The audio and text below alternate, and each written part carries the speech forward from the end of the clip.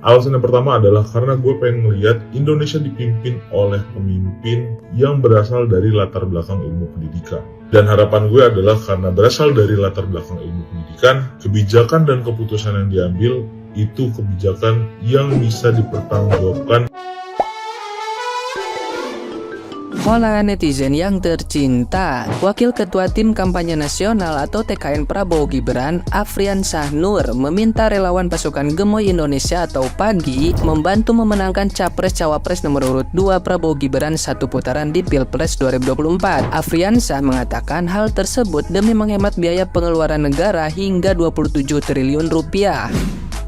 Capres nomor urut 1, Anies Baswedan, merasa tidak setuju dengan narasi Pilpres 2024 satu putaran demi menghemat anggaran negara. Menurutnya, peserta pemilu 2024 tidak boleh merasa angkuh. Oleh sebab itu, Anies berpandangan biarkan rakyat Indonesia yang menentukan Pilpres 2024 nanti akan berjalan satu putaran atau dua putaran. Anies juga merasa heran dengan narasi Pilpres satu putaran menghemat anggaran negara hingga 27 triliun rupiah. Anies menilai mau satu putaran atau dua putaran, Pilpres 2024 akan menentukan arah Indonesia di masa yang akan datang. Anies lebih sepakat jangan ada lagi narasi-narasi Pilpres satu putaran dengan dalih menghemat anggaran negara. Alasannya bisa saja bergeser menjadi Pilpres tanpa adanya putaran pertama dan kedua. Nah, gimana nih menurut netizen yang terhormat? Silahkan berkomentar ya.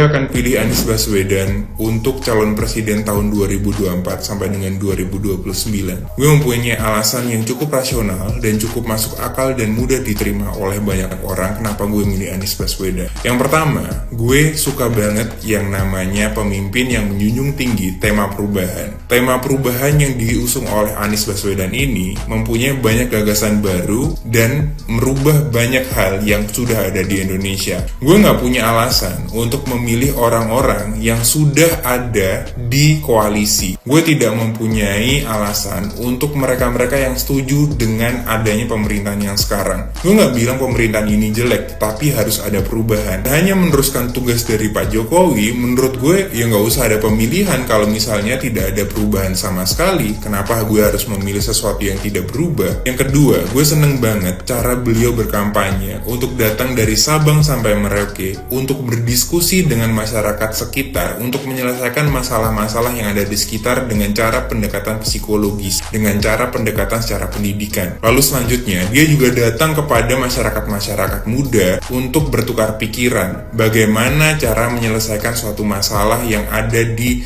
kalangan muda saat ini, yaitu millennials dan juga Gen Z. Bagaimana cara beliau untuk menyediakan lapangan pekerjaan dan lain sebagainya. Gue rasa berkampanye, berdiskusi, dan bertukar pikiran seperti ini gue tidak pernah melihat sebelumnya ketika ada kepemimpinan atau mau ada pemilihan. Berdiskusi seperti ini adalah hal baru menurut gue. Artinya dia mampu merubah kampanye yang konvensional, yang bagi-bagi uang, yang pasang billboard gede-gede dan lain sebagainya, yang menyerang, menjatuhkan lawan dan lain sebagainya. Menurut gue itu adalah konvensional banget. Tetapi dia menggunakan sesuatu yang lebih positif, yang lebih bermartabat dan juga lebih kreatif untuk menjadikan masyarakat kita untuk berpikir kritis, untuk menaikkan juga sumber daya manusia kita sendiri. Jujur, background seorang pengajar untuk menjadi pemimpin itu beda. Dia itu lebih menggunakan pendekatan secara psikologis. Terbukti dia diterima dengan baik ketika dia di Papua. Dia menggunakan pendekatan-pendekatan secara psikologis untuk berdiskusi langsung dengan masyarakat yang multikultural, yang kita tahu bahwa orang Papua itu dikenal sebagai orang yang separatis dan lain sebagainya, tetapi beliau mampu untuk menjadikan diskusi di situ itu menjadi menyala gitu loh, dan bisa diterima oleh warga sekitar. Apakah ini akan merubah pandangan seseorang terhadap Papua? Apakah ini akan menjadi perubahan besar di Papua nanti? Ya who knows, kita nggak tahu sebelum kita memilih orang tersebut menjadi seorang pemimpin. Anies itu pinter ngomong, dia itu kerjanya cuma ngomong doang. Gue paham banget soal ini. Yang namanya pemimpin itu harus benar-benar bisa ngomong. Kalau misal pemimpin tidak mempunyai gagasan, tidak mempunyai ide, tidak bisa berbicara, tidak bisa berkomunikasi dengan orang-orang yang ada di sekitarnya, maka yang terjadi adalah orang-orang di sekitarnya itu miskomunikasi dengan apa yang ingin disampaikan oleh seorang pemimpinnya. Kalau misalnya gubernur itu punya ide, punya solusi jangka pendek, solusi jangka panjang, maka dia mampu untuk menjadikan Indonesia menjadi lebih baik karena dia itu mempunyai ide ide dan dikerjakan oleh rekan-rekannya, yaitu bisa menteri atau orang-orang yang lain. Gue adalah pemilih yang realistis. Gue akan menggunakan teknik eliminasi ketika gue memilih seseorang. Gue akan melihat mana orang yang mempunyai red flag paling sedikit dan mempunyai gagasan paling banyak. Ketika tidak mempunyai gagasan dan dia hanya bisa joget dan juga bisa nari dan juga gemes-gemesan, ataupun dia hanya bisa menangis sok-sokan fly victim, gue gak akan memilih orang tersebut. Ketika gue memilih, gue artinya mempunyai standar yang tinggi ketika dan mempunyai ekspektasi yang tinggi orang ini mempunyai perubahan besar. Yang dibuktikan ketika orang ini berkampanye melakukan perubahan besar ketika adanya kampanye-kampanye konvensional yang sebelumnya. Gue juga mengapresiasi ketika orang tersebut mencoba relevan dan mengikuti perkembangan zaman yang ada untuk mendekati kaum-kaum milenial dan juga Gen Z. Artinya dia mampu memahami psikologis orang. Itu menunjukkan bahwa dia mampu untuk mempengaruhi bagaimana keputusan orang tersebut dibentuk. Gue gak peduli setelah ini gue diserang buzzer atau dan lain sebagainya, gue gak peduli sama sekali. Tapi setiap pemilihan kalian harus milih dengan cara realistis. Jangan menggunakan cara-cara yang konyol hanya karena dia gemes, hanya karena dia suka yang namanya tari dan lain sebagainya. Kayaknya itu sangat-sangat tidak realistis dan juga ini menyangkut Indonesia di masa yang akan datang. Gue paham kok kalau misalnya kita yang namanya di Indonesia, kita harus tetap bekerja, kita harus tetap mencari uang dengan kaki kita sendiri. Tapi paling tidak dengan pemimpin yang baru, banyak sekali regulasi-regulasi yang akan dibentuk, yang akan dirubah untuk menjadikan Indonesia ini menjadi lebih baik untuk mencari pekerjaan, bagaimana Indonesia ini menjadikan pro kepada rakyatnya. Nggak masalah misal kalian milih 02 atau 03, itu adalah hak kalian, tapi paling tidak kalian harus mempunyai alasan yang paling realistis kenapa kalian memilih sesuatu. Kalau misalnya alasan kalian tidak realistis, jangan sampai ini menjadikan Indonesia ini menjadi lebih buruk daripada sebelumnya. Nah, sampai kalian itu golput. Misalnya tidak ada satupun pilihan yang bagus bagi kalian, kalian harus mempunyai yang namanya political consequences ataupun yang namanya kesadaran politik tingkat tinggi. Kalau misalnya kalian ingin golput, datang ke tempat TPS-nya, rusak surat suaranya agar kalian itu suaranya tidak digunakan oleh orang lain. Alasan kenapa gue akhirnya memilih Amin di pemilu 2024 ini, setelah di 2 pemilu terakhir gue memilih. Alasan yang pertama adalah karena gue pengen melihat Indonesia dipimpin oleh pemimpin yang berasal dari latar belakang ilmu pendidikan.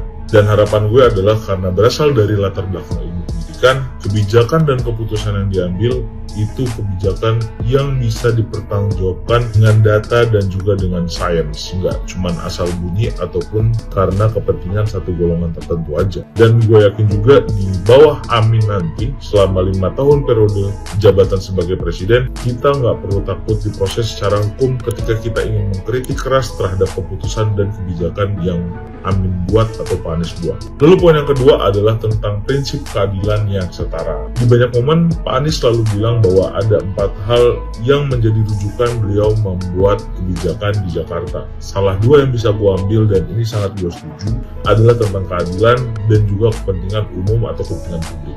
Dan itu terbukti di Jakarta bahwa banyak kebijakan dan fasilitas yang dibangun itu sangat-sangat memperhatikan kaum-kaum marginal yang rentan seperti ibu hamil, penyandang disabilitas, wanita, dan lain sebagainya. Dan lucunya lagi, prinsip keadilan yang setara ini membuat Pak Anies dilabeli intoleran hanya karena merangkul pihak-pihak yang dianggap terlalu keras terhadap suatu nilai. Padahal kalau matanya mau dibuka lebih lebar lagi, Pak Anies itu merangkul semua golongan loh. Dan itu terbukti dengan beberapa acara dan juga beberapa kebijakan yang sebelumnya tidak pernah ada di DKI Jakarta, tapi selama di bawah kepemimpinan beliau itu terjadi dan ada. Dan aman-aman aja. Nggak pernah ada tuh di 5 tahun kepemimpinan Pak Anies di Jakarta mendengar adanya ribut-ribut tentang etnis, tentang ras, tentang suku, tentang agama, itu nggak pernah ada sama sekali. Lalu yang ketiga, yang juga ini menjadi salah satu kuncian kuat kenapa gue memilih Amin di tahun 2024 adalah it's not one man show. Kalian bisa ngeliat sendiri lah, udah rame banget di sosial media gimana timnas itu sangat-sangat kompeten dan bener-bener punya value. Masing-masing itu punya kontribusi kuat, gak cuman Pak Anies atau Caiminnya doang, tapi semuanya tahu dan semuanya itu bergerak sesuai dengan porsinya masing-masing. Kayak misalnya ada acara Desak Anies, ada acara Selepet Imin, bahkan timnasnya punya acara loker timnas. Terus yang terakhir, yang terbaru, anak-anak mudanya itu ngebuat ekspedisi perubahan untuk menjangkau orang-orang yang lebih luas lagi. Ditambah dengan pendukung-pendukung yang organik yang emang gue sih ngeliatnya gokil banget pergerakannya. Itu bener-bener pure organik yang gue lihat. Dan gue juga lupa kapan terakhir kali ada banyak orang yang mau datang ke satu acara capres dan cawapres tanpa dibayar, tanpa iming-iming apapun, hanya pure ingin menyuarakan keresahan, ingin mendesak, ingin menyampaikan gagasan atau ide, dan itu banyak banget. Dan itu di setiap kota selalu didatengin dengan banyak masyarakat. Mungkin itu juga yang ngebikin banyak orang akhirnya belok untuk mendukung Amin. Dan gue yakin ini adalah gerakan perubahan yang benar-benar dirindukan oleh banyak masyarakat di Indonesia. So itu adalah 3 alasan gue kenapa akhirnya gue memilih Amin. Sebenarnya banyak alasan yang lain, tapi menurut gue 3 poin tadi itu adalah 3 poin alasan terkuat. Dan jangan lupa untuk sebarkan video ini ke banyak orang